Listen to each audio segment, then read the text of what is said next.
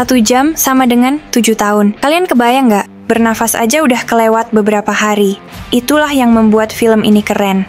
Karena film ini mengajak kita untuk berpikir, karena waktu itu bersifat relatif. Bisa jadi cepat, bisa jadi lambat, bisa jadi maju atau mundur. Stay. It says stay, Dad. Time's gonna change for me. Oh, the answer's there. Just no way to see it. There's Miller's Planet. Go, go, go, go, go! 7 years per hour here. 23 years, 4 months, 8 days.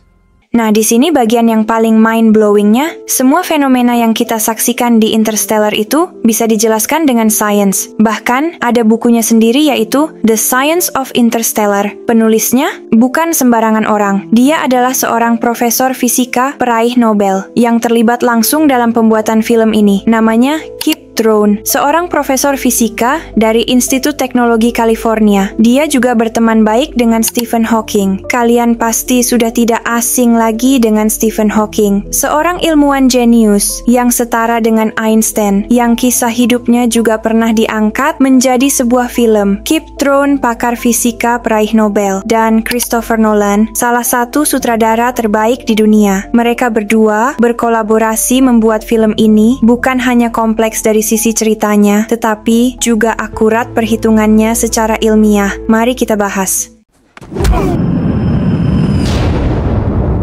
The planet is much closer to Gargantua than we thought, and a black hole that big has a huge gravitational pull. Kalian tahu, Interstellar menampilkan black hole yang namanya Gargantua. Uniknya, belum pernah ada yang menampilkan black hole seperti ini sebelumnya. Kenapa? Karena gambar ini bukan muncul dari kepala atau diambil dari buku atau hanya imajinasi, tapi muncul dari sebuah rumus. Rumus ini adalah rumus gravitasi Einstein yang ditulis ulang oleh Kip Thorne. Untuk apa gunanya? Untuk melihat bagaimana seharusnya black hole jika ingin ditampilkan di layar. Dalam teori yang sebenarnya, rumus ini kemudian disimulasikan oleh Kip Thorne dan timnya di dalam komputer, sampai akhirnya menghasilkan gambar seperti yang kita saksikan di film Interstellar. Belum pernah ada yang melakukan hal ini sebelumnya. Dialah yang pertama kali memvisualkan black hole dari rumus aslinya, dan untuk pertama kalinya ditampilkan di film Interstellar. Artinya, kalian yang sudah nonton secara eksklusif untuk pertama kalinya melihat black hole dalam teori yang sebenarnya. Oh iya, jika kalian tertarik untuk mempelajari black hole, kalian bisa membaca karya jurnal ilmiahnya tentang bagaimana black hole ini disimulasikan. Berikut adalah sesi wawancara dengan Christopher Nolan selaku sutradara dalam film ini. We had determined when we started down this road that if it didn't look like something that would be comprehensible to the audience, we would have to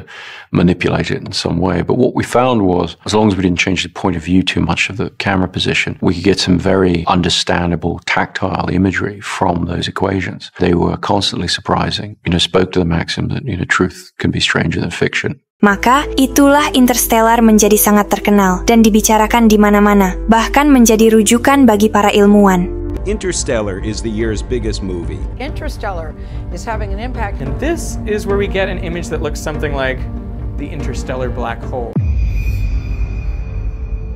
Sekarang, kita balik ke topik utama kita. Bagaimana black hole ini bisa mengubah waktu 1 jam menjadi 7 tahun. Mari kita bedah sama-sama, dan tolong kalian fokus pada penjelasan ini. Karena kalau kalian paham, kalian akan mengerti dengan apa yang sedang terjadi. Di film ini, ada 2 istilah yang selalu disebut, yaitu gravitasi dan relativitas. It's not a ghost. It's gravity. The only thing that can move across dimensions like time is gravity. 7 years back on Earth.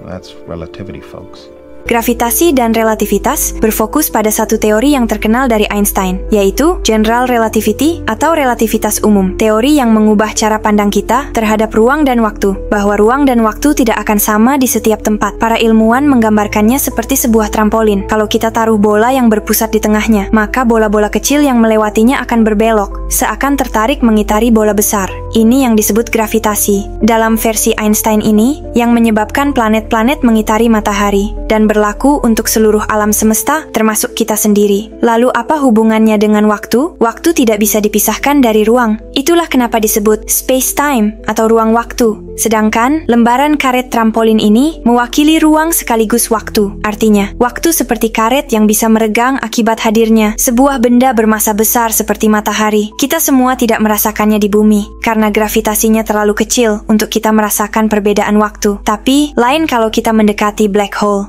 Near black hole. Time's gonna change for me. That planet will slow our clock compared to Earth's drastically. We could just See the collapsed star inside. Singularity. Yeah, we'd solve gravity. Black hole adalah benda angkasa yang masanya jutaan kali lebih besar dari matahari dan mempunyai gravitasi yang sangat besar, sehingga bisa menyedot semua benda yang ada di sekitarnya, termasuk cahaya. Itulah kenapa disebut black hole lubang hitam. Nah, seperti trampolin tadi, black hole membuat ruang dan waktu melengkung begitu hebatnya, sehingga waktu dapat melambat dengan sangat-sangat signifikan. Seperti yang diceritakan di dalam film ini, 1 jamnya bisa sama dengan 7 tahun waktu di bumi, dan itu hanya di pinggirannya black hole-nya saja. That planet will slow our clock compared to Earth's drastically. Every hour we spend on that planet will be 7 years back on Earth. Lalu ada diskusi menarik di kalangan para ilmuwan. Apa yang terjadi kalau kita masuk ke dalam black hole? Yang pasti, kalau bukan mati, maka kita akan menemukan misteri besar tentang alam semesta. Gargantua is an older spinning black hole. It's what we call a gentle singularity. After the horizon is a complete mystery. Ini juga yang coba digambarkan oleh Interstellar. Cooper menjatuhkan diri ke dalam black hole demi menyelamatkan Amelia. Lalu, Cooper masuk ke dalam ruang 5 dimensi. Mengapa ditampilkan seperti ini, dan bagaimana Cooper bisa berkomunikasi dengan anaknya di bumi saat masih kecil? Kita bahas di video selanjutnya ya. Jika kalian suka dengan kontennya, jangan lupa untuk like, tekan tombol subscribe, dan juga nyalakan lonceng notifikasinya, supaya kalian nggak ketinggalan konten seru yang berikutnya. Kurang lebihnya mohon maaf, terima kasih. Did it work? I think it might have. In a strange galaxy.